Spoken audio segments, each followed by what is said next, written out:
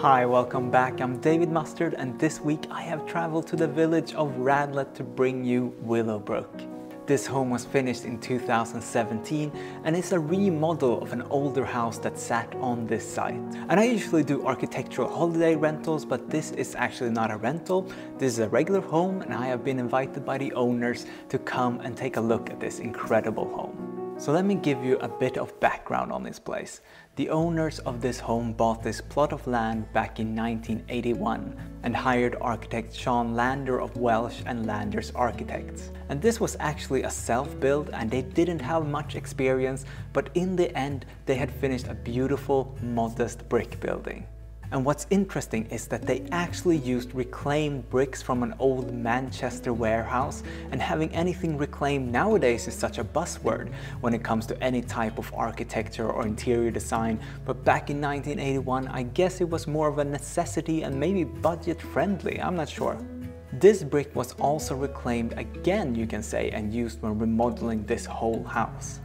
Anyway, the owners then relocated abroad for 20 years and rented out the home, but when they got back they commissioned Paul Archer Design to create this incredible modern minimalist home with touches of the original house everywhere you look, mostly seen in the brick walls. And this project was finished in 2017. Now let me show you the front of the house. This is probably the place where you see the most original features when it comes to the shapes, windows and brickwork, but there is this one thing that kind of stands out here.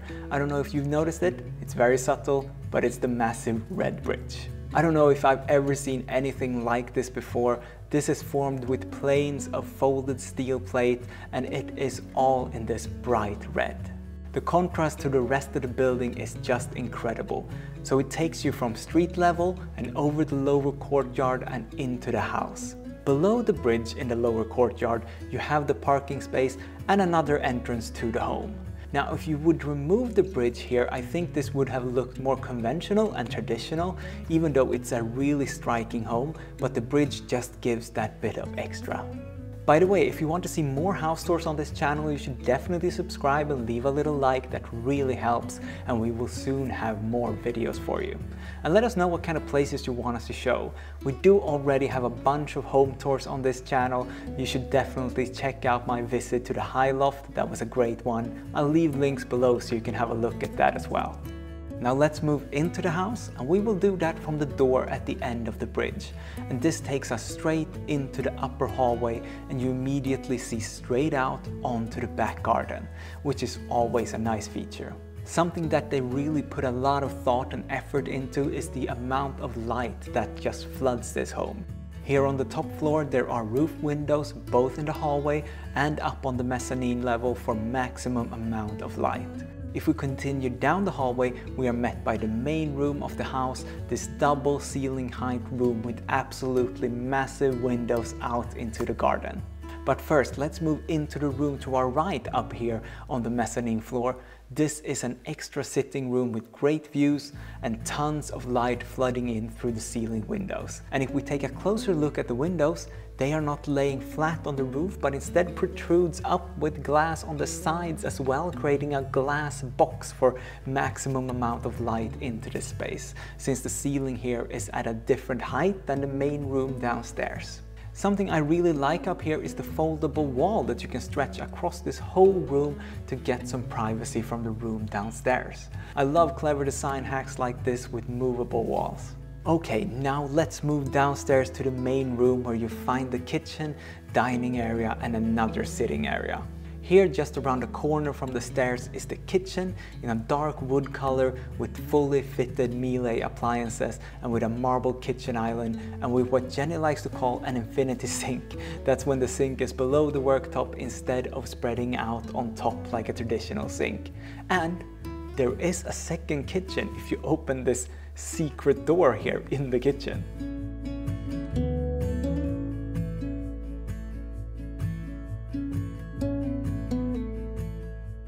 I'm a big fan of the wood burner here. Usually they're put in place in many cabins by necessity, but since the chimney is so incredibly tall, it becomes an amazing design feature here, like a work of art up against this minimalist brick wall.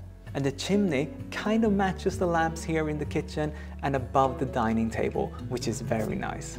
And from this room we can open up the massive glass doors completely for that indoor-outdoor lifestyle, and then step straight out into the garden where there's plenty of space for several seating areas, and there's a big lawn with a nice little gazebo in the corner.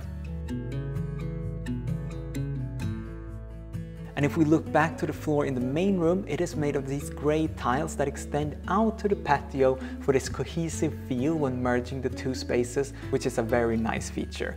And there's also a fire pit here with a little fountain in the middle. Now, speaking about brick walls, this home reminds me a lot of the buildings back home in Sweden that were built around the 1960s, and not regular homes, but more like libraries, theaters, schools that were all clad in a similar color brick with large windows everywhere. And I think many of them were inspired by the Finnish architect Alvar Aalto. He was acting during the 1920s all up to the 1970s and designed these incredible modernist brick buildings that then inspired the libraries and schools in Sweden from the 1960s and forward. I actually went to a school like that, so this is almost a bit nostalgic. Now there's one more room I would like to show you, and we have to go upstairs here and to our right to the main bedroom. And what is so incredible with this room is again the double ceiling height, something you don't see that often in bedrooms. And there's these massive curtains that are hidden in the ceiling that you can lower down in front of the windows at night if you don't want to get woken by the sun. I also noticed that there's a door handle on one of the windows, so you can open up and have a little nice French balcony here, since there's glass railing here in front of it. Looking at this house from the outside, it has sort of a dollhouse / Hitchcock's Rear Window feel, because you can see what's going on in all these rooms because of the giant windows. It's like you remove the walls and can now just look straight into the dollhouse. Anyway, now I think that's it for this tour of Willowbrook. I will leave a link below to the architect's Paul Archer design if you want to see more of their incredible projects. Now let me know what your favorite part of this home is. Is it the big red bridge taking you in, the double height bedroom, or just the vast amount of light that the wall of windows brings in? Let me know. And please subscribe to the channel if you're new here. We have a lot more house tours booked in for you to see, so let me know what you want to watch. Architectural masterpieces, holiday rentals, something else, let me know. And don't forget to leave a little like on the video, that's always very helpful. Thanks for hanging out today and see you soon. Bye bye.